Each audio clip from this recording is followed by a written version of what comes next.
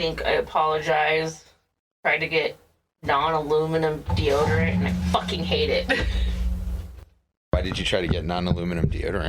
Because I'm stupid and I fell for the whole thing of like, aluminum's bad and it'll cause cancer. And then I looked more into it and it's like, actually, there's no evidence for that and it has been studied. Jessica, you're turning into a dirty hippie. No, I'm always trying to like, I was talking to Craven about it. And I'm like, it fucking sucks because I'm aware of all the BS of like, the natural health industry. But it's also like, natural health is still a real thing, And so it's so hard because I'm like, why are people allowed to make false claims on like shit? You know what I mean? Like companies. But yeah, dude, it doesn't dry. Like it's like sticky at first and it takes forever to dry and then it doesn't like work.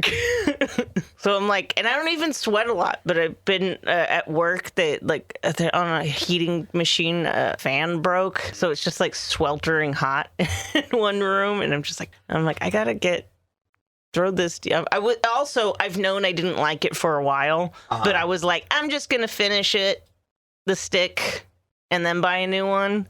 Right. But no, now I'm just like, fuck this. You heard it here first, folks. Jessica smells. I took a shower and everything yesterday.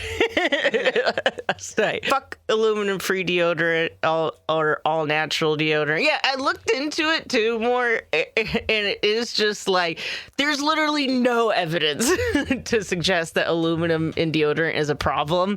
The only reason it would be a problem is if you're allergic to it, right? Or your pores are clogged. It can cause like zits in your thing, but no, which I can't imagine. Well, okay, I can't imagine more uncomfortable places to have zits. Man, yeah, I know the whole anti-aluminum in deodorant thing is just some fucking. Well, to be fair, RFK when I hear nonsense. Aluminum, I'm like, why the fuck is there aluminum in it? But I don't know enough about. Because it does a good job of eliminating odors. Because it does clog your pores. It is what it does. But I mean, actually, I guess it does make sense, aluminum, because you can get these aluminum, or I think they're aluminum. They're metal like soap bars, and yeah, this is a real thing, and they really work. You can get metal soap bars, and you wash your hands with them, and they get onion and garlic off of your hand when you cook. I did actually know about that. Yeah. I thought you meant just for like nightly use. Like no, it's for like when you're cooking, getting ready for bed, off your scrubbing hands. Your face with the aluminum rod. Yeah, because I do love garlic, cooking with garlic, but I do hate when like the next day I'm like, I can still smell it on my. Yeah. Kind of makes you pine for last night's dinner. But so, yeah, you can use aluminum soap bars. They're not soap. I guess they're just aluminum bars. Yeah, it's just aluminum bars. But they're shaped like soap. Yeah. Yeah, man. I don't know what it is about aluminum that does deal with odors. I just know. It does. I know that some people are allergic to it, but some people are allergic to everything. People are allergic to water. Other than that, though, that's just some fucking RFK bullshit, man. I mean, it's been around way longer than that. I know. I'm just referring to all dumb fucking fake medical and anti-vax bullshit as RFK bullshit. Yeah, then I forget what it's called. But this is actually the second time I've tried quote-unquote natural deodorant, because it's not natural. It just doesn't have aluminum in it. But they call it natural. Whatever. Everything's natural or not natural. Nothing. Well, I actually hate the term natural, because everything is natural. Even if you made a chemical in a lab, that chemical still has to. It came from somewhere. Yeah. Either that or everything's like everything man-made isn't fucking natural, and that includes your fucking natural soap. Yeah. But I tried natural deodorant or aluminum-free deodorant in 2009, and it actually gave me a rash. Yeah. I also really hate just this stupid idea that like natural equals good. Like arsenic's natural. Yeah, but also, like, you know what's not natural? Our clothes, the glasses you and I are both wearing, the house we're sitting in. That is funny, because when Lucian was a kid, and, before he, like, lived with me, I forget how it came up, but he one time was, like, he was, like, anti-gay because of his parents. Right. And when I asked him why, he said it was because it was unnatural. And I did go, but you live in a house. Yeah. A house isn't natural. And he's like, that's not the same thing. And I'm like, I don't know. I think being gay is more natural. I'm like, lions are gay. I just found out that 8% of all sheep are gay. No, this is true. I know. Just you want to hear what's even funnier? Given political terminology, there's a joke in there fucking somewhere. You want to know what's even funnier? What? Because I think this is common amongst human lesbians. Lesbian sheep often they don't know what to do when they're like another female, so they just end up just staring at each other blankly. Mm-hmm. And there is a phenomenon, or it's not a phenomenon, but like of lesbians, nobody wants to make the first move. But gay sheep just get in there. Like male gay sheep.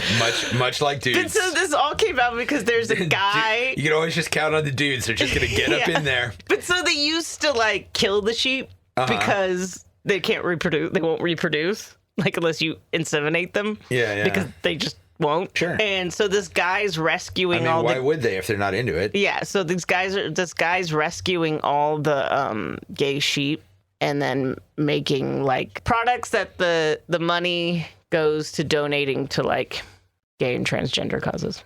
Yeah, that's good. Yeah. But 8% of all sheep are gay.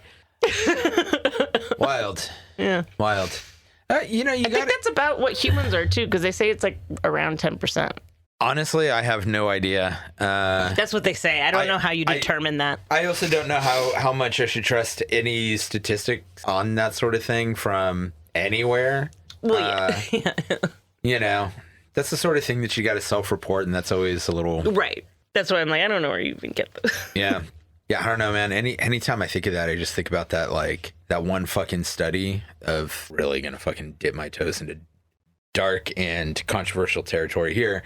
That one fucking study that was done at, I think a few colleges, maybe it was just one college, where they were studying how many men or how many of the male students were had ever committed sexual assault or rape, and like a fucking startling 15% of participants in the study like just flat out admitted to it. Oh, sure. And you're just like, damn, dude, that's just the number of that's just the number of dudes who admitted it. Yeah. Now, granted, small sample size, it's one college, or maybe a few colleges, but that just fucking bonkers.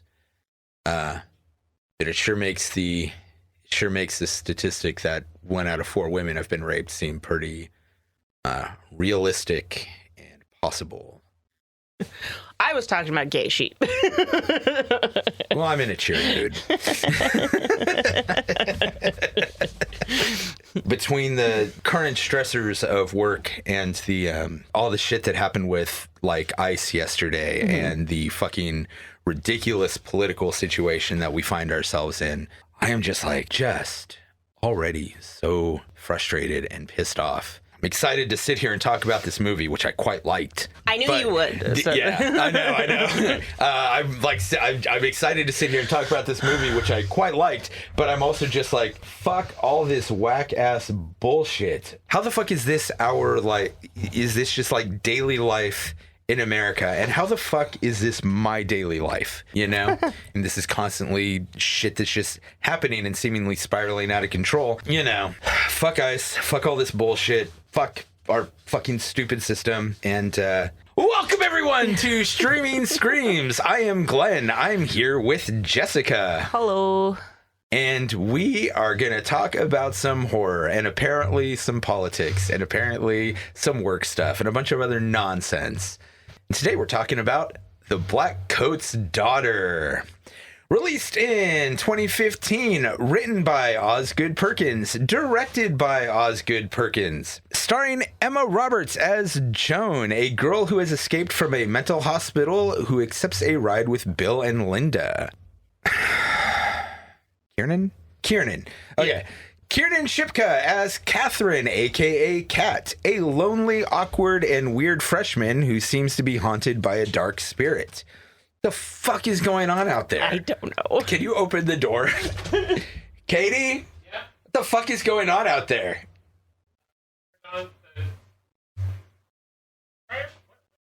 There's a lot of banging around. Oh, sorry. That's okay. Everyone say hello to my lovely wife, Katie. Hey. Katie, say hello to the pod. Well, okay, you just did. So, you know. What's up? Cool. Love you. Off the dryer? What? No, it's fine. Oh, we got a cat. It's okay. I guess we're being joined by my whole family today. We've got... Wait, do you want out? I swear. What? Being quiet, I swear. No, here. Uh-huh. Go. Do you want in or out? No, you can leave the dryer on that. I don't think that was the banging that we Yeah, heard. there was something else. Yeah. Finish You're just making a ruckus, Katie.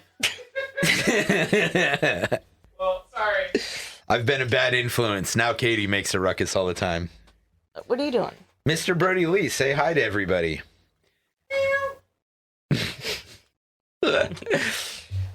Go lay on your haircut, Kate. It is so weird to me that he still just keeps pulling that cape out of my backpack.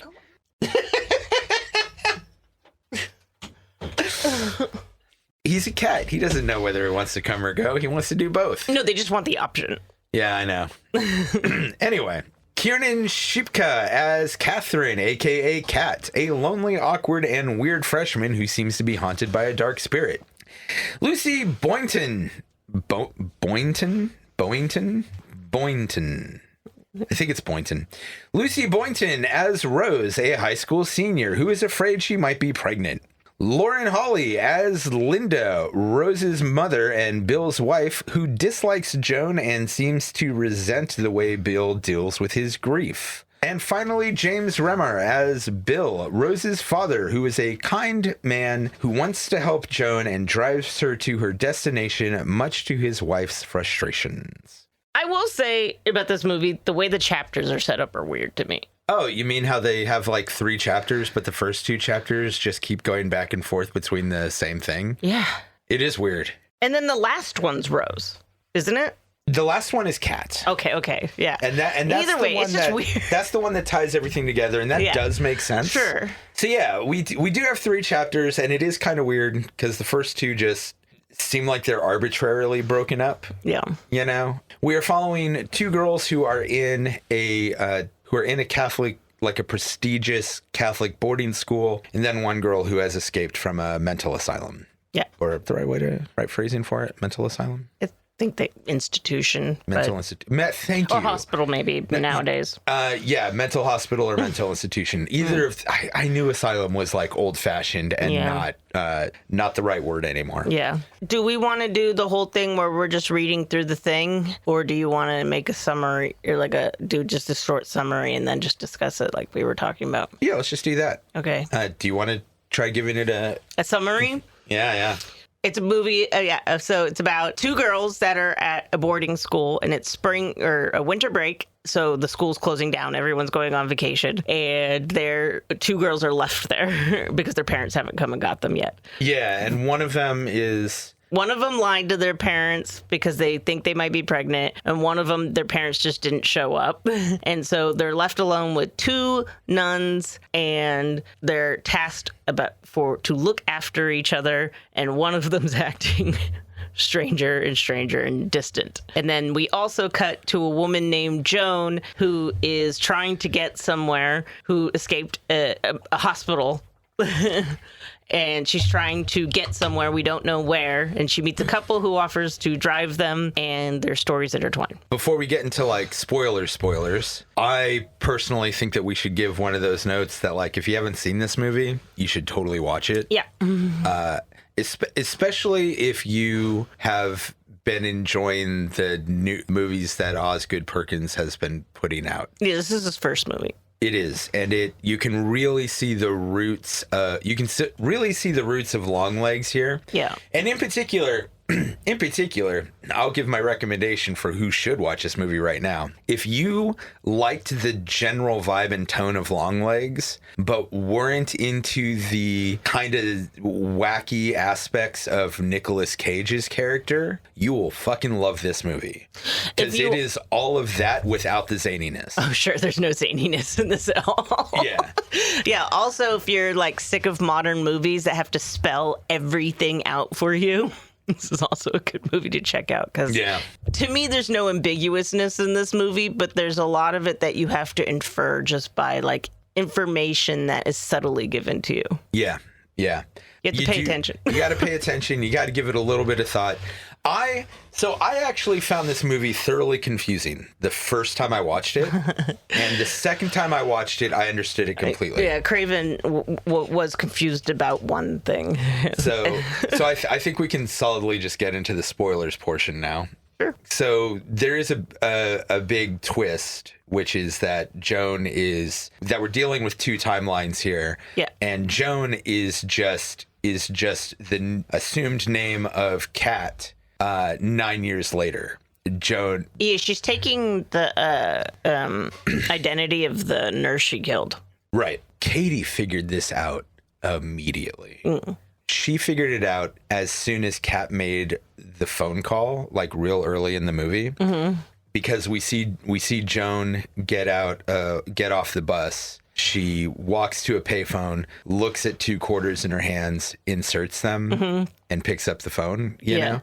And they recreated that exact sequence when Kat went to go make a phone call to try to call her parents and figure out where they are. And Katie like this is like 10 minutes into the movie, and Katie's like, huh, okay, you know?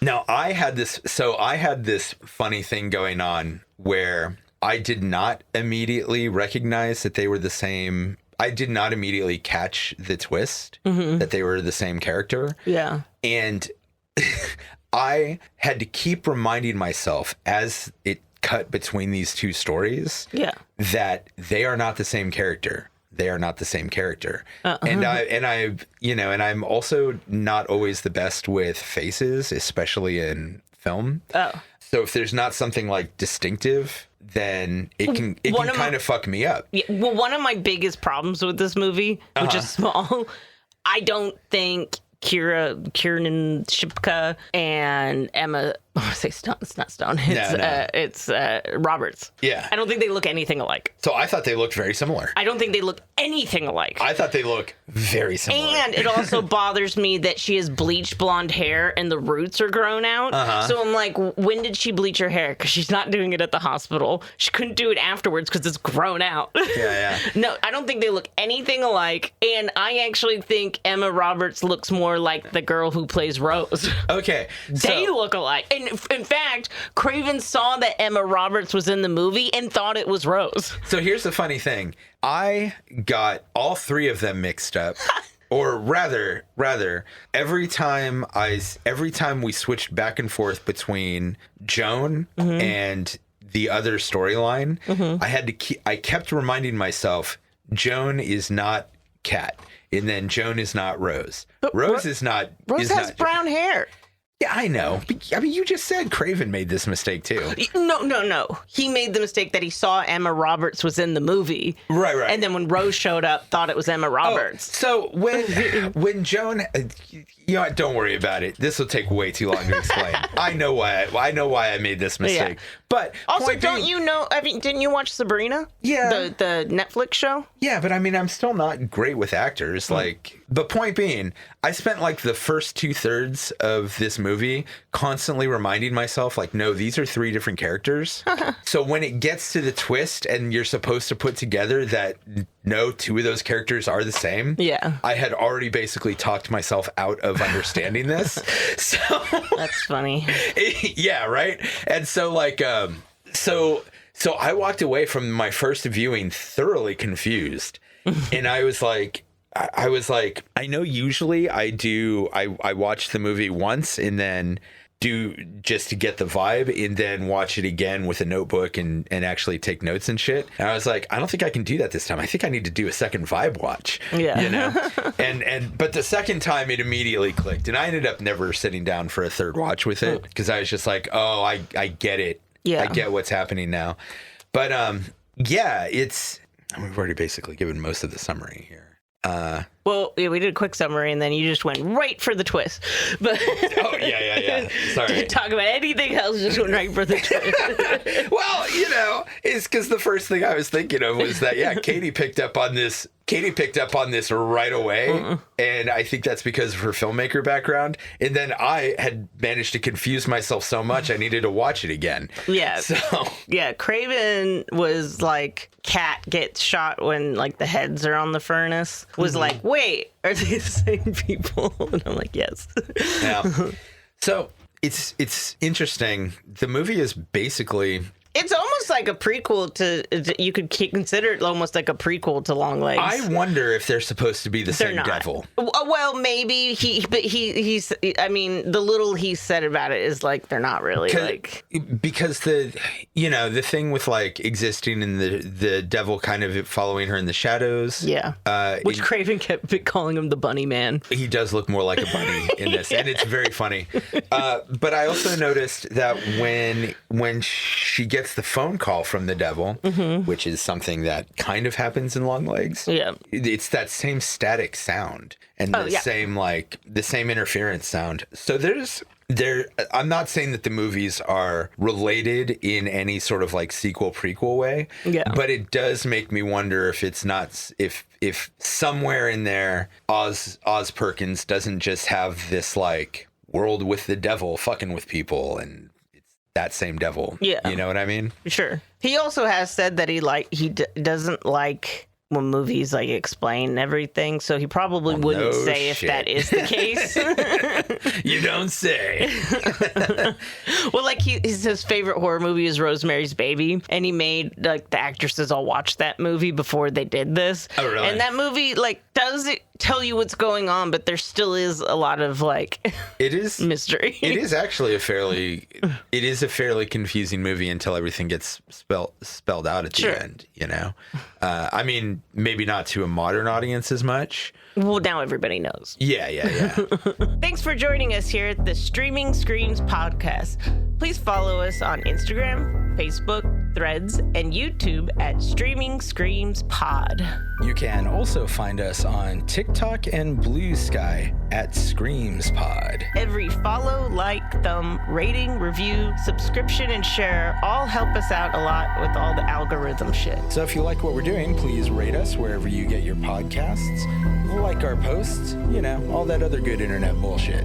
And again, thank you for listening to the Streaming Screams podcast. What I thought was most interesting about this is it's basically the horror of loneliness. Yes. I actually find the ending devastating. Oh, it's heartbreaking. Yeah. And I was explaining it to Craven because so like at the end, I guess we'll talk more, or you should have already watched it. Yeah, hopefully you already watched it before you're here. Otherwise, this will make no sense. I mean, we've already spoiled the big twist. Yeah. So she basically doesn't get, I wouldn't say possessed by the devil, but who? A cat. Cat. Yeah. Basically is. No, she gets fully possessed. Yeah, I mean, see, when I think possessed, it's like you're fully like taken over. She's influenced by the devil. It depends on what you mean. You think possessed means, I guess. So here's where I will. Yeah, sorry, I'm going to derail your thought. Here's why I will say that I think that she is possessed. Mm-hmm. There are multiple instances in that movie where she is doing something. Yeah. And her behavior switches from like kind of one personality to another, or I think she's influenced by the devil. I think he's attached to her, but I don't think he's actually like controlling her. I mean, there are other instances where she's doing something, like during I think it was like during the scene where she's going to kill somebody, where she has tears coming out of her eyes. And to me, the impression that I had is like the devil is having her do this thing, but deep down inside, she doesn't want to be doing it. And it's like heartbreaking for her. Now she's killing somebody, you know, or now she's like doing this other weird thing. But anyway, sorry, back to your point. I don't remember my point was. What was I saying? You were talking about the end. Oh, yeah. So the movie's really, it's slow. And I think, like, no violence happens till the end. But, yeah, so she ends up killing the two nuns and Rose, and then gets, sent to the mental hospital, kills two people. But Craven didn't get that her parents had died. And he's like, when did they said that? And I'm like, they never state it, but it's very much implied throughout the movie. Yeah. She has a dream in the beginning of a car accident. That's why she's acting all weird in the beginning. That's actually why she's listless. I don't think that anything with the beginning and the headmaster has anything to do with the devil yet. I think she has a dream, and then she's just like out of it because she had this weird dream, and that's why she's marking it like really slowly, because she's just like, when you have like a really bad dream. Oh, yeah. But then they show like the nun get a phone call, looked distressed, call the other nun over, looks distressed, calls Rose over. And I'm like, yeah, obviously. And then they're like, oh, the headmaster's coming back. Obviously, the parents have been found. Right. They did get in a car accident. So you have this girl who doesn't have a family anymore. She was possessed by the devil or influenced by the devil to like kill people. Then there's an exorcism to make the devil go away, and that's all she has. So, and then she's desperate just to get that connection back, and it's gone. I mean, it's even worse than that, because like she has this dream that her parents are killed, and they don't show up to come pick her up when she's supposed to. Yeah. And they don't show up to this performance that she has, and she was clearly devastated that they weren't there for that. Yeah. But also, she apparently has some kind of close relationship with the priest, Father Brian. Yeah. And early in the movie, he informs her that he will not be seeing her performance because he's going away. So she's feeling kind of like, even though her parents didn't like deliberately die, she's still emotionally, spiritually, whatever, pushed away by them. Yeah. The priest is emotionally, spiritually pushing her away. Yeah. And then she's left in the company of these two nuns and this other girl. The two nuns, they don't give a shit. The two nuns do not give a shit and immediately foist her off onto the other girl. And the other girl she's got her own problems. She has her own problems that she can't tell anybody about, and cannot focus on taking care of this freshman girl because she's, she thinks she's pregnant, and she flat out told her parents the wrong date so she could buy time to deal with it before they get there. So like, she can't be watching over this girl. So she's just getting rejected by person after person, left and right. Yeah. For the most part, through no fault of their own, but that doesn't matter. When nobody can be around you, when nobody can take you, when nobody can be your companion, it fucking hurts, and loneliness sucks. Yeah. And so even though the devil is making her do awful things and like fucking up her shit, at least he's there. Yeah, I wonder if he would have been able to take control of her if Rose did take care of Kat and stay with her. I don't think so. Because when like she's starting to get all fucked up and Rose puts her to bed and then is like, can I get you anything? And she's like, you already had your chance. Right. I do think that she is fully possessed, but I think that the possession is slow. Gradually takes hold. Mm-hmm. And so when we first see the dream with her, the dream that she has that her parents die happens right at the beginning of the movie. They just show a car smashed up. Right. Mm-hmm. Well, her father walks her to the car and shows it to her and won't like talk to her. Yeah. While that dream is happening, her like arm starts to contort just a little bit in this like weird kind of way. Yeah. And then later, when Rose is putting her to bed and she finally gets that sinister look and says, you had your chance. Yeah. She goes to sleep, and then she fully contorts her entire body into this like exorcist going down the stairs, like stress position shit. To me, the possession is beginning to take hold with the twitching of her arm. Sure. And is complete when her body like goes into this weird circle. Yeah. And it's, you know, and it's after that she kills the nuns and kills Rose and all that. I also think, like, I mean, with the possession, like, slowly more taking over her, they do a really good and subtle job with the makeup. Mm-hmm. She just really starts looking, like, pale and, like, just dark eyes. And it's unhealthy. slowly. like, even, it's just all of a sudden just like, she really doesn't look good. But it's very slow.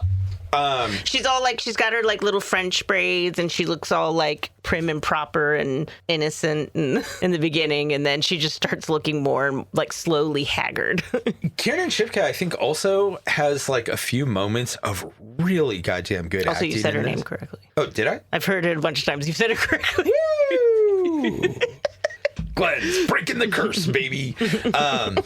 She has a few moments of really good acting in this. Yeah. And there's one moment that really stood out to me. It's after the murders, and she is in the hospital bed, and Father Brian comes in. Initially, he's smiling at her. We don't really get any information on how he figured out that she was possessed. Yeah. I think there's just like a time gap there that isn't really filled in, because it doesn't matter how he found out. No. He figures out that she's possessed. But the main point is that she's separated from the devil. Yeah. Or demon or whatever. Well, not yet. It's while she's in the hospital bed and the devil is still there. And I meant that's the point of the exorcism, not how it came about. Yeah. So he comes in, and initially he's like smiling and friendly with her. Yeah. And then he puts his hand on her head, and she seems like kind of happy to see him, but is also like obviously really broken up and forlorn, and you know she knows that things are awful. Yeah. And then he puts his hand on her head, and her facial expression shifts so subtly.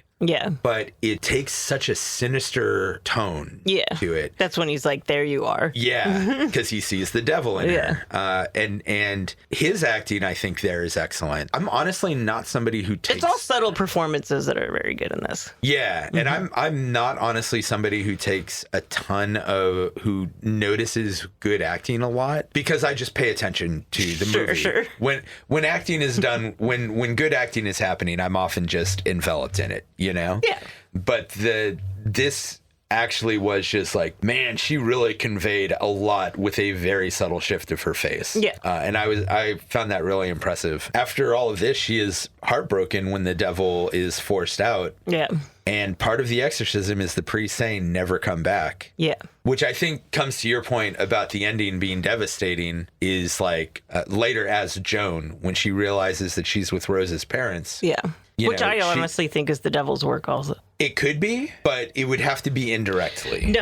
No, he just is not with her. The reason I say this is because when the wife, when they're in the car... And I don't see you at all. Yes, and I think it's because the devil, because they would know who she is. They would know who murdered their daughter. They would be well aware of who this person is. So I think that's why she says, I don't see you at all. Because she's like, I can't really, like, you know, like in my head, I can't really, like, see what you look like. And I think it's the devil clogging them. Yeah, that's what I think. Yeah, that actually does make sense. That's what I think. Because that line did confuse me. And I think it's making... No, he's doing it with, like, everybody. Yeah. The dad. But I think that's the reason. She's like, I can't even, like, distinguish you. Yeah. And I think it's because she's being clocked. But I also wanted to talk about that scene, too, because I love that scene. And it when she's describing, I only saw my daughter once after she died. And it was in the grocery store. And there was a girl, like, hunched over. And she was, like, gripping her money like a child does too tightly.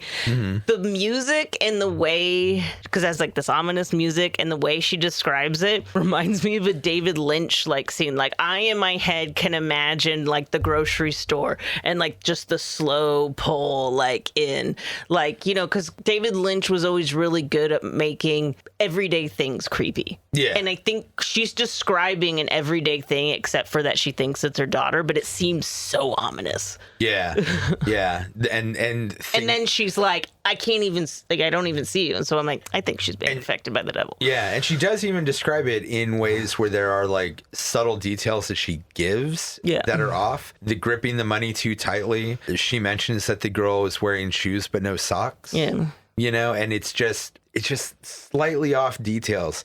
Nothing that if you saw it in real life, any one of them, you wouldn't think anything of it. Or even if you saw all of them, you wouldn't think anything of it. Yeah. But with your focus brought to it, suddenly it's off. Yeah. But yeah, I think so tell me if you interpreted the ending the same way as I did. She, in realizing that she now has access to Rose's parents, her thought is, if I kill them, I can get the devil back. Yeah, and bring him an offering. Yeah.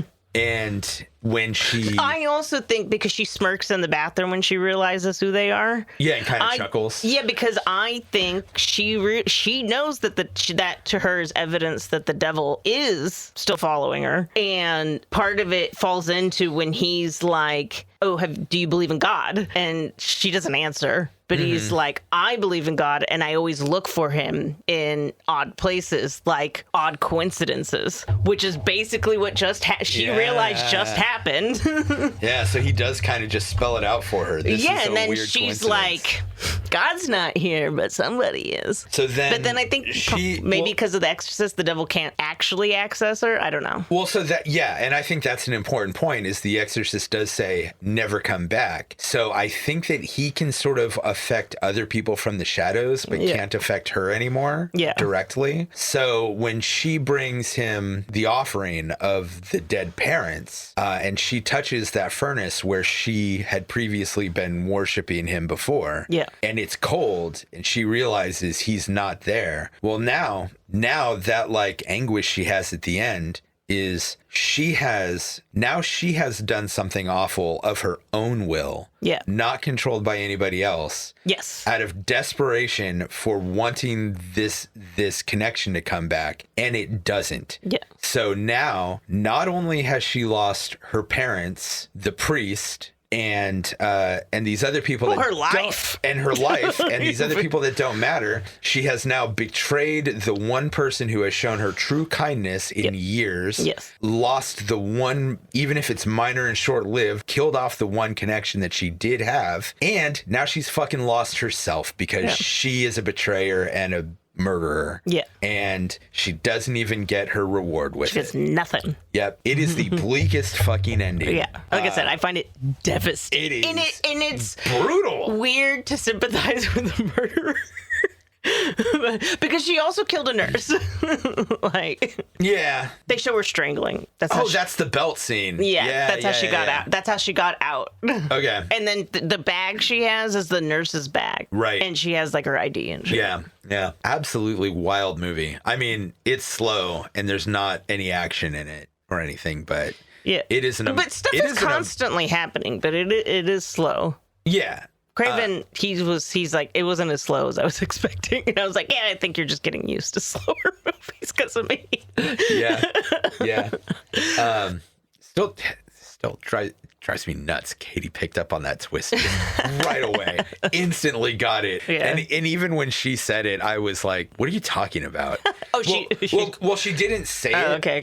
She was just like, they have similar colored hair. They're the same height. And I'm like, are they the same height? How could you tell? Because of their proximity to the payphone on the wall. Yeah, but they're in two different places. Yeah, I know. But, this is what I'm saying. It's one of those things that I think that she picked up on with her filmmaking stuff. I'm just going to say the height does not work out because one, she's supposed to be like 14. She would likely be taller, and payphones are not set at a specific height. Sure. I'm just saying. I've been around very low payphones so I think that the height. That's what I'm saying. I think that she picked it up with the language of a filmmaker. Yes, the mannerisms. Yes, the payphone height, their height. Because of the payphone bullshit. Well, no, that would be something that the director would have done deliberately. Not necessarily. Most likely. I mean, he's pretty fucking detail-oriented. Maybe that's the only payphone there. The payphones are in 2 locations. Get the fuck out of here. But you're only seeing a hall. You don't know if they're actually in 2 locations. But yeah, it is. It is just. It did just drive me. It didn't irritate me, but it was just like, man, she picked up on the whole fucking twist like 10 minutes in, and I didn't even understand the goddamn movie the first time around.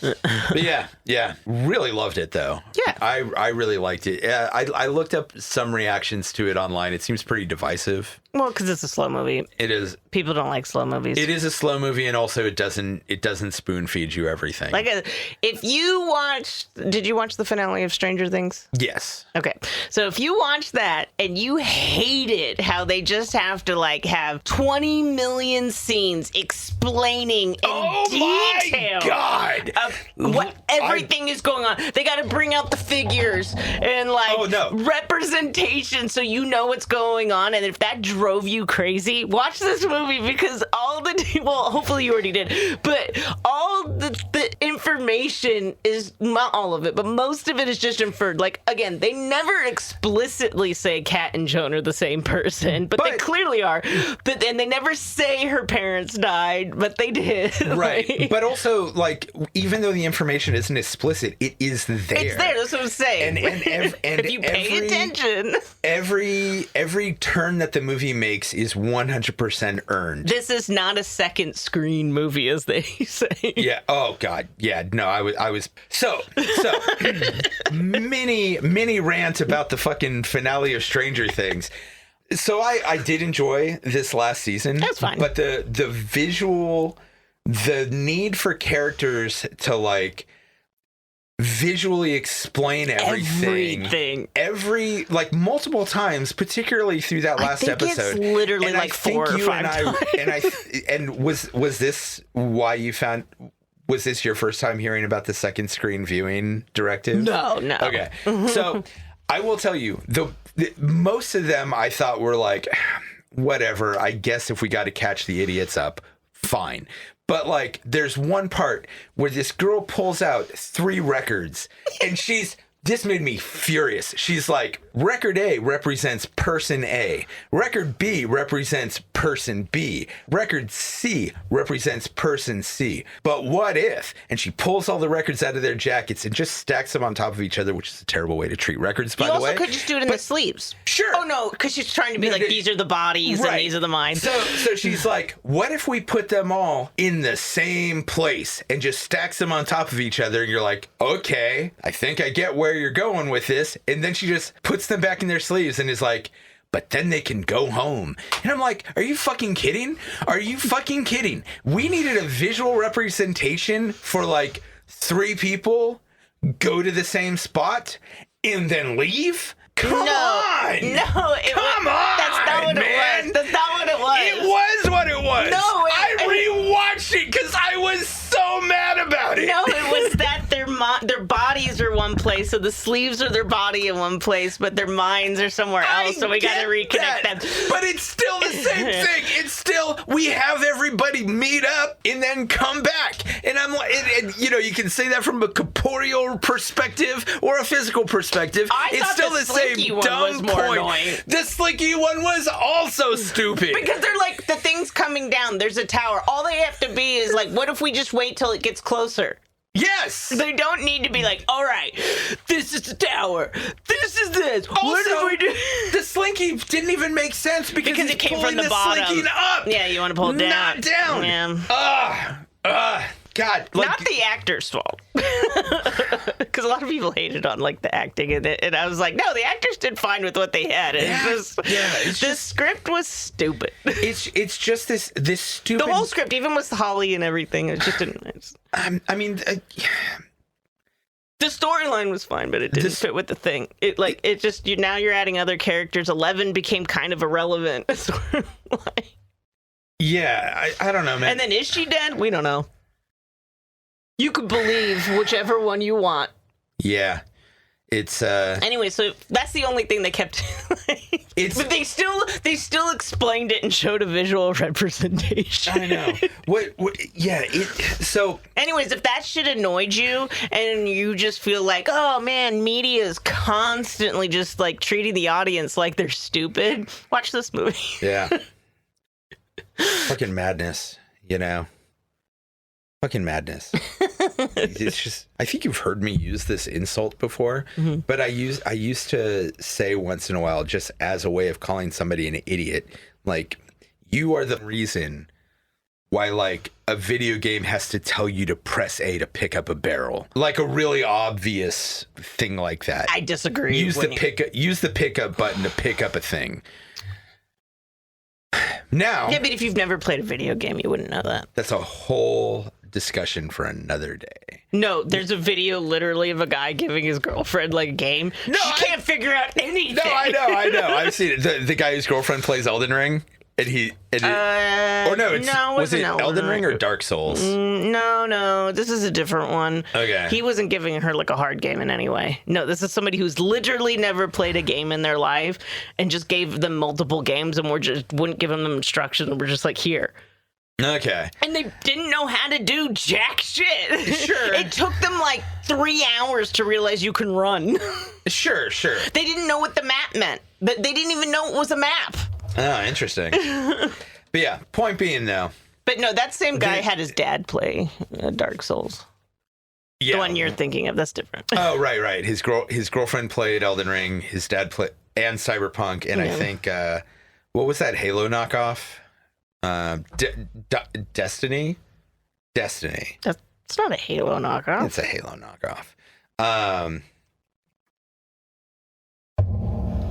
And his daddy had played Dark Souls. Either way. Yeah. But yeah, not either that. way, No, this, I will never use that as an insult again. Now I'm just going to be like, here's the fucking reason Stranger Things had to explain an antenna going into a hole, you know? Which is also funny, then it doesn't line up. It is like, never. Well, oops. Yeah. Well, also, okay, I'm just going to be honest about this. Like, that plan, despite kind of working, didn't even seem to make sense in the first place. Like the whole thing hinged on the idea that the antenna would perfectly line up with a gap in the floor of the other world. Well, when they explained it, I thought it was going to be a bigger hole. I thought, not just a crack. They did too. Yeah. Anyways, this isn't about this isn't about Stranger Things.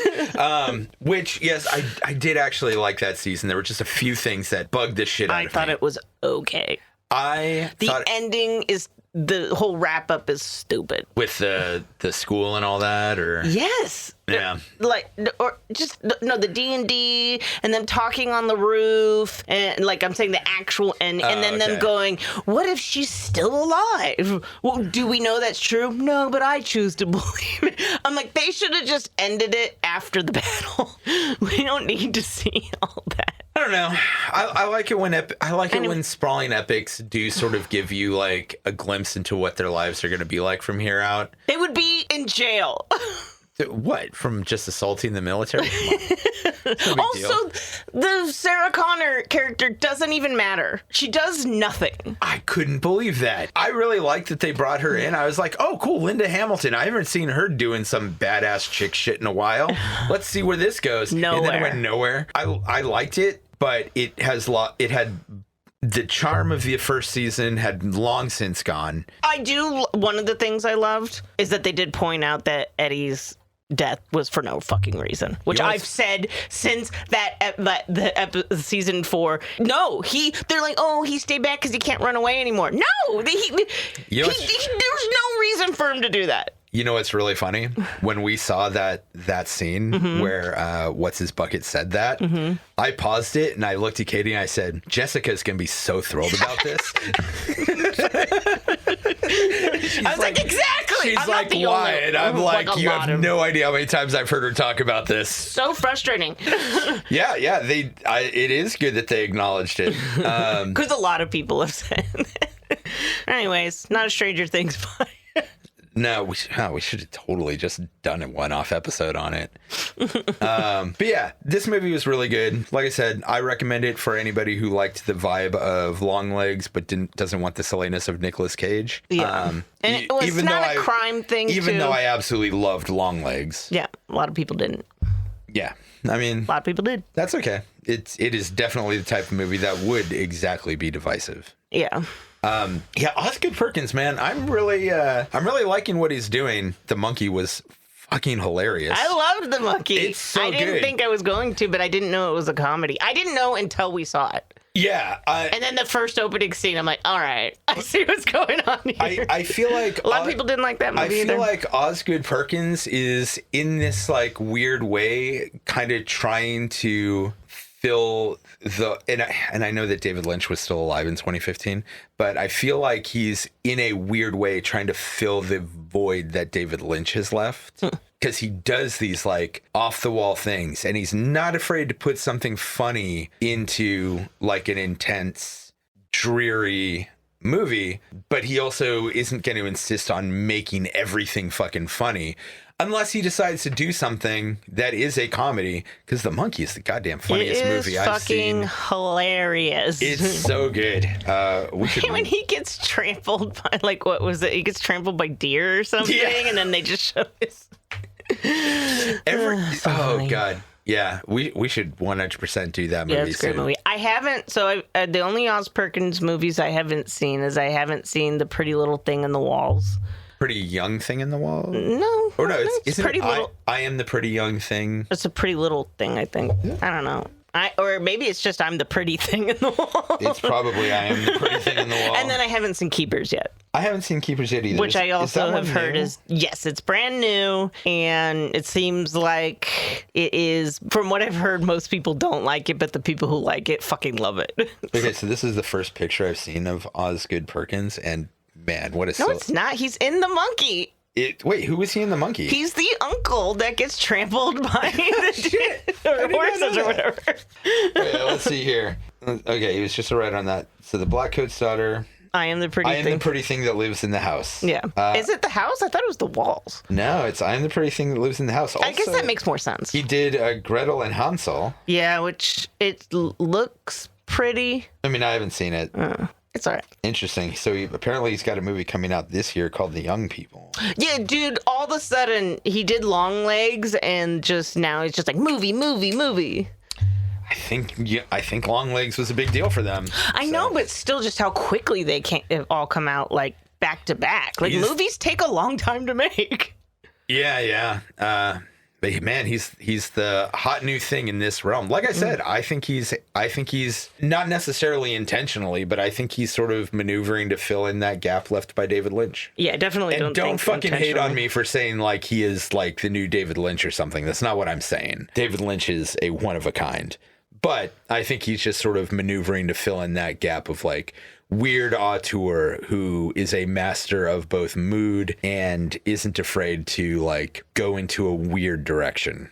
It's also funny like watching interviews with him for the Blackcoat's daughter because it's his first movie, but he was a bunch of times he's like, I'm not really a horror guy, I'm not trying to be the new horror guy. What a fucking liar. And then I'm like Okay, well, you know what, sometimes people don't like making the art that they like watching. No, and it's totally possible that when he likes horror movies. He just said he's not like, he's just like, that's not what I'm trying to do. He's like, I just write things. Oh, well, I guess it just comes naturally. Because a lot of people think he's trying to like, he's gotten to horror because of his dad. And he's like, it's not like my house was like, all right, son. Now, like, I'm like 6 years old and they're like, it's time to watch Psycho. And he's like, I didn't see that movie until I was like 15 and it was just a boring old movie to me. He's like, now I see like how great it is and stuff, but he's like, as a kid, no, I didn't. My parents weren't like, well, you're from a horror legacy, you gotta be into horror. He's like, people act like because of my dad. I mean, I bet you and I live more horror-based lives than Anthony Perkins did. Yeah. You know, I mean, we both have Halloween shit all around our houses and all of that, like all year. and I'm guessing Anthony Perkins just had a house that was like a Hollywood, dude's house. Yeah, it's just like, yeah. Let's see. I'm trying to also, who is Elvis Perkins? I think that's his brother, and I believe Elvis Perkins, I think, is his brother, and if I remember correctly, does his the music in this. I think he does all of his music. Oh, does he? Okay, yeah. Which is funny because I don't think because when I first looked it up, when I just looked up his name, it's a character in a fucking show. Oh, that's funny. So I was like, who is this? But you're right. If I look up Osgood Perkins, then it lists him as that's cool. Yeah, which I think his brother is I think he does a really good job with the music in here. Yeah, It's very ominous. And like I said, that I really like that car scene, which is just small and simple. Because the mom like barely talks. Yeah. In the movie, but when she does, and you could just feel her like anguish and like resentment towards her husband and stuff. But his method of dealing with the grief is probably not healthy. It depends. Because we don't get any more information. But I was just gonna say again, just that the way she describes thing and the way the music was, like I was like, I can picture a David Lynch scene with this music. Just like how he does like the hallways where it just feels longer than it is, and I'm like, think of like a grocery aisle like that, and then just a girl at the end, and like he's really. It just reminded me of that with David Lynch. Yeah. But it was part of it was the music. Yeah, really, really good job. I'm really all the acting's great, and like the girls at the Kira Shipkin. Shipkin. Yeah, thank you. And then the other one that played Rose. Shearman Kipka. Kierman Shipka. Fuck, I got it right. Now the curse is back. Yeah. Look what you did. But then also the girl who played Rose, they were like 15 when they made this. They were like 14, 15. Oh, really? Yeah, I know the girl who played Rose was 15, and this is Shipka's first role after she was in Mad Men from like 6 years old to 14 or something. You know what else kind of reminds me of David Lynch in Osgood Perkins's movies is like, now that I'm thinking about it, he does also include these kind of like weird side characters that are just sort of off, like the headmaster and his sound good thing, which if I just describe it, that he asks his students, does that sound good? Yeah. There's nothing about that would give you the impression that it's weird. But when you watch it, it's fucking weird. Yeah. Like the way he delivers it and the way he tilts his head, it's just off. No, I find the whole thing in the beginning when he's talking to her, I think he seems off. Weird. And then also when he's like, well, your parents got to show up eventually because you can't live here. I'm like, what a thing to say to somebody in this position whose parents didn't show up to pick them up for the fucking vacation. Oh, which then reminds me, another thing I find odd, but I don't know, because does this take place in America? I don't know. They're having winter break after Valentine's Day. I was gonna point this out too. Actually, I meant to say this real early. So this movie was originally called February. Yeah. And I'm like, what? So I think it was the week after Valentine's Day. We're counting. Why? I don't know. So my suspicion is that this is a break between semesters. I don't think it's related to the religious holiday. I think it's just like a reset. Well, I thought it was winter break. Did they ever say it was winter break? I think they did, but I could be wrong. And I was like, isn't winter break? It's usually during like the holiday. Yeah. Winter break's always during the holidays, and it's a Catholic school, so of course it would be during the holidays. Yeah, and when I went to Elise DVC, that is the end of the semester. I mean, it doesn't really matter, but I just found that odd. I don't think it was the end of the semester for me while I was in college, but I could be wrong. In college, I'm going to look it up because there's fall and spring. Okay, yeah, they do end in mid-December. Yeah. So yeah, why the fuck is everybody going on break?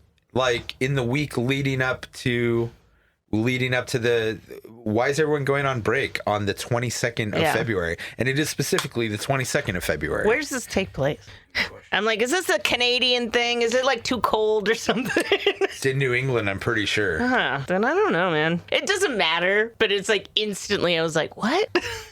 It's in upstate New York. Oh, right. I do remember this saying something. I have no idea. Is idea. upstate New York part of New England? I don't really know what New England is. I mean, the obvious part of New England is Boston. I honestly, I guess I'm stupid, but I really don't understand what the Midwest is because it's not West. And I'm also like, even the Middle East. I'm like, where's the Middle East? Middle East of what? I mean, I don't understand the East and West on the globe at all. It's a globe. So at what point does the West start and the East begin? At longitude 0 degrees. I guess that's true. Yeah. I still just don't determine how we determine which one's west and which one's east. Like when it's a globe, it's going around, it spins. Well, I mean, you've got your static direction. And, okay. New England is a region in the northeastern United States that comprises of 6 states: Maine, New Hampshire, Vermont, Massachusetts, Rhode Island, and Connecticut. So I guess New York, upstate New York, is not New England. Where is zero longitude? Is it over the ocean? I don't know. I'm from America. I don't know geography. Well, because I know the thing about the Middle East is I believe that it's supposed to not. I believe when they say Middle East, it's supposed to be like the Eastern Hemisphere, but the middle point between the North and the South, not like a middle point between part of the East and another part of the East. I don't know. Because it's the top of Africa, basically. I know. But I'm just going to tell you, even the way we divide California up doesn't make any sense. Like, we're more central, not north. The fucking 0 degree longitude runs from the North Pole to the South Pole through Greenwich, England. So it doesn't even make sense there. That's what I'm saying. I don't understand how we label these fucking things. So then why do we consider Japan the East and fucking the Far East and America the Far West? No, because Japan's close to Hawaii. Right. But Hawaii is still part of the West. Exactly. That's what I'm saying. I don't understand. It's all like colloquially, I guess. Well, I guess, you know what? Fuck it. If Donald Trump is going to take over the entire Western Hemisphere, maybe he can at least clear this up for us. But you know what I mean? Even though if you split up the way we split up California to South, Central, and North, I'm like, Central is still kind of South, and we're considered North, but we're kind of Central. We are very much the center of California. Yeah. And Northern California and us are completely different. So I'm like, who is labeling things? Yeah, Northern California is like this weird, like actual Northern California is like this weird mash of Oregon and the Midwest. Yeah. Which in itself doesn't make sense. But, you know, yeah, what the fuck are you guys doing up there? I don't know who's marking these maps, but we need to redraw some lines. Absolutely absurd the way we do this. Humans can't name or categorize shit for shit, man. Let me tell you. Anyways. Well, with that. Another tangent. And if you would like to watch The Blackcoat's Daughter, and if you haven't already, we highly recommend that you do. You can do so for free or with a subscription to Canopy, Hoopla, or Zumo Play. You can also rent or buy it at Amazon, Fandango at Home, Apple TV, Spectrum, and YouTube. God damn it, we still managed to make this a fairly long episode. Not that long. It's only an hour. It's only an hour and 16, and recently we've been pushing 2 hours most of the time. Because a lot of it's subscription. Yeah, which I think this probably works a little bit better, so we'll try this a few more times. Yeah. So yeah, we're experimenting with the format of the podcast, and we might do so for another few episodes, but if you like this version with a lot less recap and a lot more of us just kind of riffing, hit us up on social media, or if you're listening somewhere with comments, let us know in the comments. Well, groovy. So on that note, man, what a wild episode for us. On that note, Jessica, play us out. Dee, the Blackcoat's Daughter, what was in the holy water? And then something the angels forgot her.